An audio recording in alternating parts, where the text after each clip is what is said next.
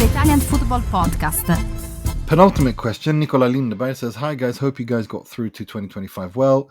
The question, have the expectations for Juve been too high? With Juve's history, of course, fans of expectations, but with Motta's first season with a team that is playing in 3 competitions and many new players, it certainly looks a bit too much for him.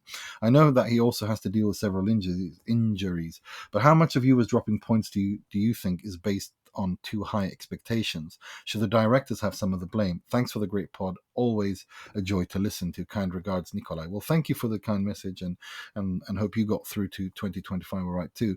We've already discussed the directors and the management, but I'm keen to hear about what you think about if the expectations were a little bit too high going into the season for Juve. What are your thoughts? Yes, I do. I do think they're too high. Obviously with hindsight, it's always a lot easier. I think people got a bit carried away with the amount of players and money, gross, albeit, that Juventus spent, and got a bit carried away. Probably carried away a little bit with Motta as well, because he had such a great season. But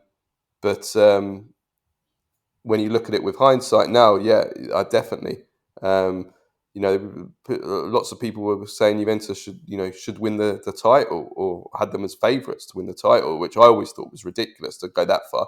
I do think that they should have been challenging for a lot longer, for sure, not be out of the title race by kind of November. I mean, that's too much.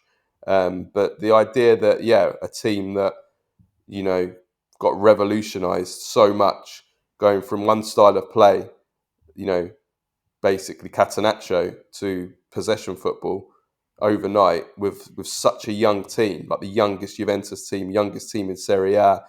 I think it was a bit too much to ask, especially as a defence as well. Everybody was saying like that defence before the season, like, did that look like a Scudetto winning defence? Let's be honest, and that's with Bremer. Let alone when Bremer, you lose Bremer as well. Really? Come on. Did that Juventus team look like a Scudetto winning defence? No, it didn't. Way off. So I do think it was, And yes, like you said, playing 3 competitions. Yeah, playing in more competitions as well. Going from last season, playing 1 competition all season, not being in Europe. Excuse me. I do. I think the expectations were too high. But at the same time, that's not to accept where they are now, which is underperforming. Like, being out of the top 4 is underperforming. So 2 things are true. I will acknowledge that I might have expected too high, having them to win the Serie A. But I think the fact that they're not even in a title race is an abject failure. I think you can at least have had them in a title. They should have been in a title race at least until last year, like they did with Allegri, until they were there till February. The fact that they haven't even been in one properly this season is a disappointment. I think that's what I think. I might have. I'll hold my hand up and say yes. I was one of those who expected a lot. I wasn't. I don't think I wouldn't be too critical of what you said about Serie A. I would be critical of what you said about the Champions League. I think that was, you went over saying that they could win the Champions League. I said they were dark horses to go far in the Champions League as long as Bremer was healthy, because I think with a solid defense you can actually do far in Europe. I didn't say they were going to win it, but I had them as a dark horse to go far and maybe even a final. But Bremer's injury destroyed all of that. That's how important he is. Like, it's that simple.